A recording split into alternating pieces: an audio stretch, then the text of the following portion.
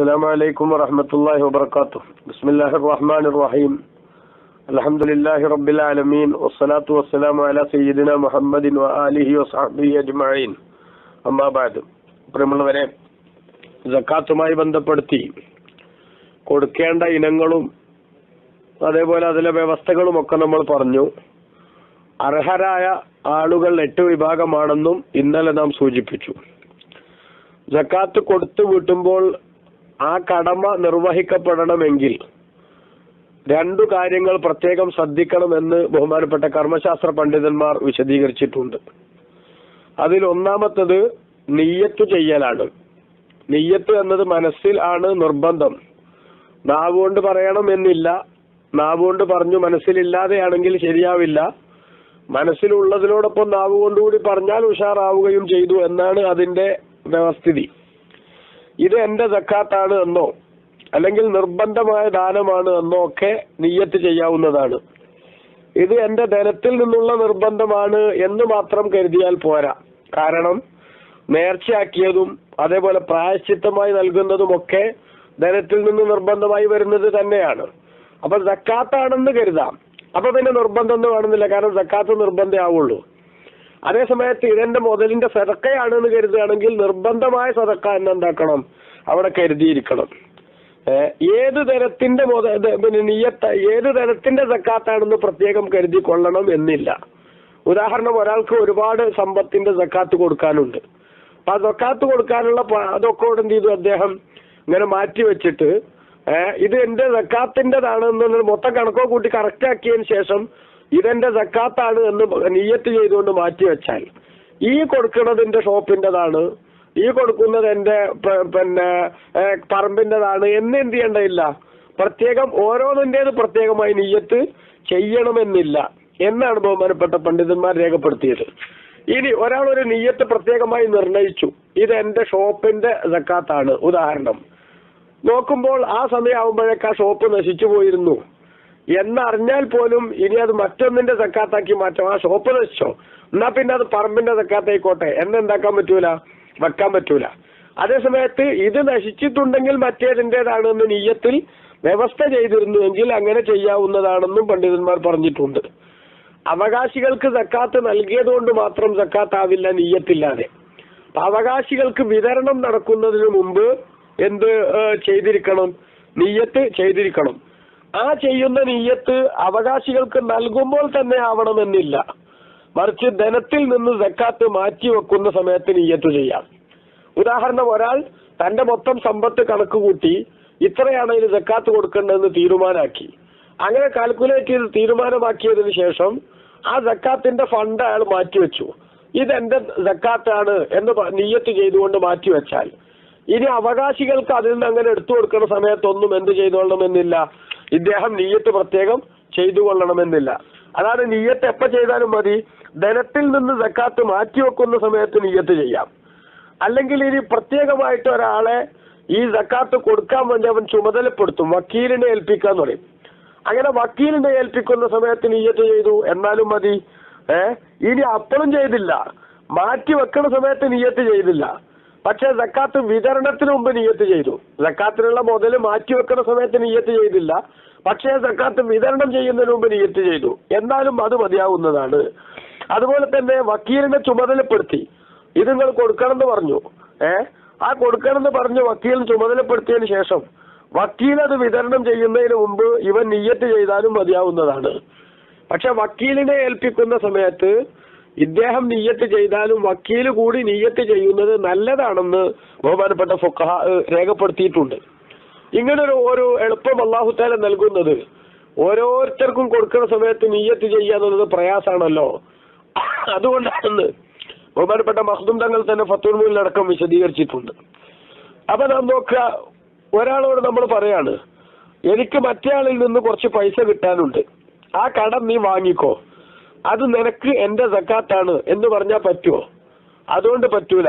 കാരണം എന്താ, അവൻ ആദ്യം അത് വാങ്ങിയതിന് ശേഷം ഇതെന്റെ സക്കാത്താണ് നീ എടുത്തോ എന്ന് അവൻ നിയ്യത്ത് ചെയ്തുകൊണ്ട് എന്താക്കണം, അത് എടുക്കാൻ അവൻ അനുവാദം കൊടുക്കണം. അപ്പോൾ മാത്രമേ അങ്ങനത്തെ ഒരു ഘട്ടത്തിൽ അത് സാധുവാവുകയുള്ളൂ എന്നാണ് നിയമം. ഇനി കൂട്ടുസ്വത്തിന്റെ പലരും കൂടിയിട്ടുള്ള ഒരു ഷെയർ ആയിട്ടൊക്കെ ഉള്ള കച്ചവടങ്ങളുടെ ഒക്കെ പിന്നെ സക്കാത്തിന്റെ വിഹിതം അതെങ്ങനെ കൊടുക്കണം? പങ്കാളികളുടെ കൂട്ടത്തിൽ ഒരാൾ നിയ്യത്ത് ചെയ്തു, എല്ലാവർക്കും മറ്റൊരു സമ്മതമൊന്നും ഇല്ലാതെ തന്നെ മൊത്തം സക്കാത്ത് എല്ലാരും കൂടെ കണക്കൂട്ടിയിട്ട് കൂട്ടത്തിൽ ഒരാൾ എന്ത് ചെയ്തു, മറ്റൊരു സമ്മതം ഇല്ലാതെ തന്നെ കൊടുത്താൽ പോലും എന്താവും, നിയ്യത്ത് ചെയ്ത് കൊടുത്താൽ ശരിയാകുമെന്നാണ് അവിടുത്തെ നിയമം. പക്ഷേ അങ്ങനെ ഒരു ക്ലാസ് ഉണ്ടാകാതിരിക്കാൻ ഒന്നുകിൽ അവരെ സമ്മതം വാങ്ങുകയോ അല്ലെങ്കിൽ അവരുടെ വിഹിതം അവരുടെ കൊടുക്കുകയോ ചെയ്യുന്നതിനും കുഴപ്പമൊന്നുമില്ല. വളരെ വിശാലമാണ് ആ വിഷയത്തിലുള്ള സ്ഥിതി എന്ന് ചുരുക്കം. നമുക്കറിയാം സക്കാത്തിനെ സംബന്ധിച്ചിടത്തോളം സമയം ആകുന്നത് ഒരു കൊല്ലം തികയുമ്പോഴാണ്, നേരത്തെ നമ്മൾ പറഞ്ഞില്ലേ. എന്നാൽ അതിനു മുമ്പ് തന്നെ വേണമെങ്കിൽ സക്കാത്ത് കൊടുക്കാം. ഒരു വർഷത്തെ സക്കാത്ത് കൊല്ലം തികയുന്നതിന് മുമ്പ് തന്നെ, ഏതിന്റെ സക്കാത്താണെങ്കിലും കൊല്ലം തികയുന്നതിന് മുമ്പ് തന്നെ അഡ്വാൻസ് ആയിട്ട് കൊടുക്കുന്നതിന് കുഴപ്പമൊന്നുമില്ല. പക്ഷേ കച്ചവടച്ചരക്കല്ലാത്തതാണെങ്കിൽ നിസാബ് എത്തിയതിന് ശേഷമേ കൊടുക്കാൻ പാടുള്ളൂ. ഉദാഹരണം, ഒരാളുടെ കയ്യിൽ 20 മിസ്കാല് സ്വർണം അല്ലെങ്കിൽ 200 ദിർഹം വെള്ളി, നേരത്തെ നമ്മൾ പറഞ്ഞതിന്റെ കണക്കനുസരിച്ച് 85 ഗ്രാം സ്വർണമോ അല്ലെങ്കിൽ 495 ഗ്രാം വെള്ളിയോ അതടക്കമുള്ള ഏത് കച്ചവടത്തിൻ്റെതാണെങ്കിലും ഏതിന്റെ മുതലാണെങ്കിലും ശരി, ആ മുതൽ അവന്റെ കയ്യിൽ വന്നതിന് ശേഷം സക്കാത്ത് കൊടുക്കാനുള്ള വിഹിതം തികഞ്ഞതിന് ശേഷം കൊല്ലാവണതിന്റെ മുമ്പ് തന്നെ നേരത്തെ വേണമെങ്കിൽ എന്താക്കാവുന്നതാണ്, സക്കാത്ത് കൊടുക്കാവുന്നതാണ്. കച്ചവടച്ചരക്കല്ലാത്തതിലൊക്കെ വിഹിതം തികഞ്ഞതിന് ശേഷം കൊടുക്കാൻ പാടുള്ളൂ. കാരണം അപ്പോഴാണല്ലോ സക്കാത്തിലേക്ക് അവൻ എത്തുന്നുള്ളൂ.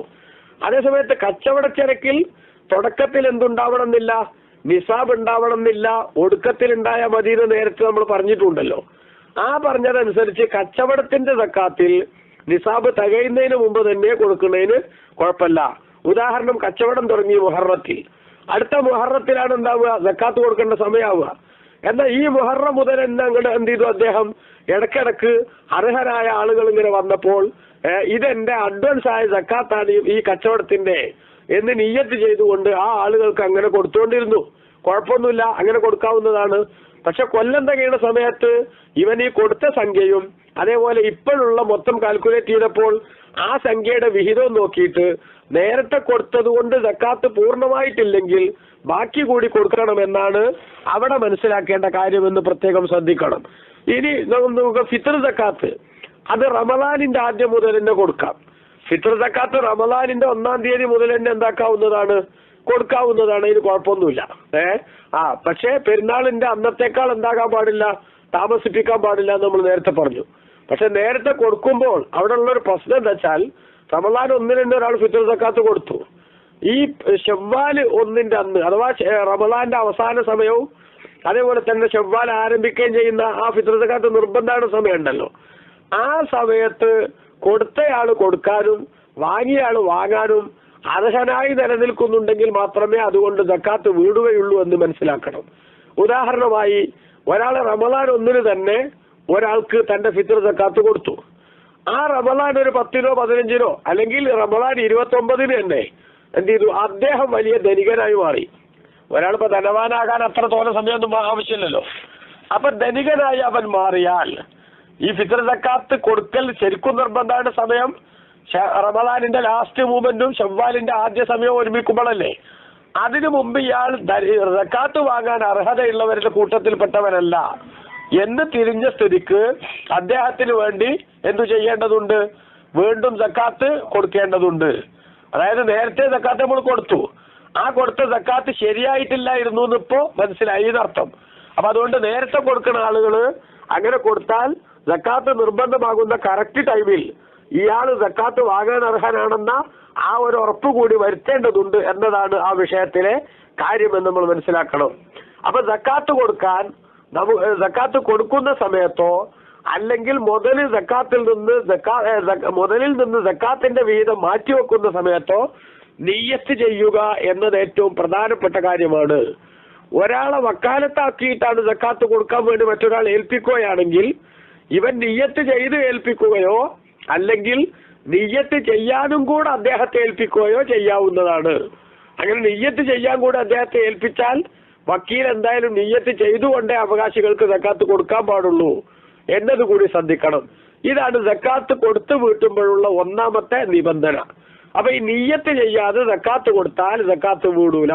കണക്കൊക്കെ റെഡിയാക്കിക്കൊണ്ട് മാത്രം പോരാ, നിയ്യത്ത് ചെയ്തുകൊണ്ട് വേണം കൊടുക്കാൻ. അവിടെ കൊടുക്കുന്ന സമയത്ത് തന്നെ ആവണമെന്നില്ല നിയ്യത്ത്. മുതലിൽ നിന്ന് സക്കാത്ത് മാറ്റിവെച്ചതിന് ശേഷം വിതരണത്തിന് മുമ്പ് എപ്പോഴും നിയ്യത്ത് ചെയ്യാം എന്നൊരു സുതാര്യത കൂടി ആ വിഷയത്തിലുണ്ട് എന്ന് നാം പറഞ്ഞതിൽ നിന്ന് മനസ്സിലായല്ലോ. ഇനി രണ്ടാമത്തെ നിബന്ധന എന്ന് പറഞ്ഞത് ഇഴ്താഉഹാലി മുസ്തഹിഖിഹ, സക്കാത്ത് അതിന് അർഹരായ ആളുകൾക്ക് കൊടുക്കണം. അതാണ് രണ്ടാമത്തെ നിബന്ധന. സക്കാത്ത് എന്ന് പറഞ്ഞ് നമ്മൾ എവിടെങ്കിലും കൊണ്ടുപോയി കൊടുത്താൽ സക്കാത്ത് ആവില്ല. അർഹരായ ആളുകൾക്ക് തന്നെ കൊടുക്കണം. അർഹരായ ആളുകൾ 8 വിഭാഗമാണെന്ന് സൂറത്ത് തൗബയിലെ ആയത്ത് ഉദ്ധരിച്ചുകൊണ്ട് ഇന്നലെ നാം വിശദീകരിച്ചിട്ടുണ്ട്. ആ പറഞ്ഞ കാറ്റഗറിയിൽപ്പെട്ടവർക്ക് തന്നെ കൊടുത്താലേ സക്കാത്ത് വീടുകയുള്ളൂ. ആ നിരക്കല്ലാത്ത കൊടുതികളൊന്നും തന്നെ സക്കാത്തിന്റെ ഗണത്തിൽ വരികയില്ല എന്ന് കൂടി മനസ്സിലാക്കുകയും ഇതെന്റെ നിർബന്ധമായ കടമയാണ്, ആ കടമ വീട്ടിയില്ലെങ്കിൽ പരലോകത്ത് ഞാൻ കുടുങ്ങുമെന്ന ഗൗരവതരമായ ചിന്തയോടെ വേണം സക്കാത്തിനെ സമീപിക്കാൻ. അല്ലാഹു തആല നമുക്കെല്ലാം നല്ലത് മനസ്സിലാക്കി ഉൾക്കൊണ്ട് ജീവിക്കാൻ, അത് ജീവിതത്തിൽ പകർത്താൻ തൗഫീഖ് നൽകുമാറാവട്ടെ. ആമീൻ. വസല്ലല്ലാഹു അലാ സയ്യിദിന മുഹമ്മദ് വആലിഹി വസഹബിഹി അജ്മഈൻ വൽഹംദുലില്ലാഹി റബ്ബിൽ ആലമീൻ. വസ്സലാമു അലൈക്കും വറഹ്മത്തുള്ളാഹി.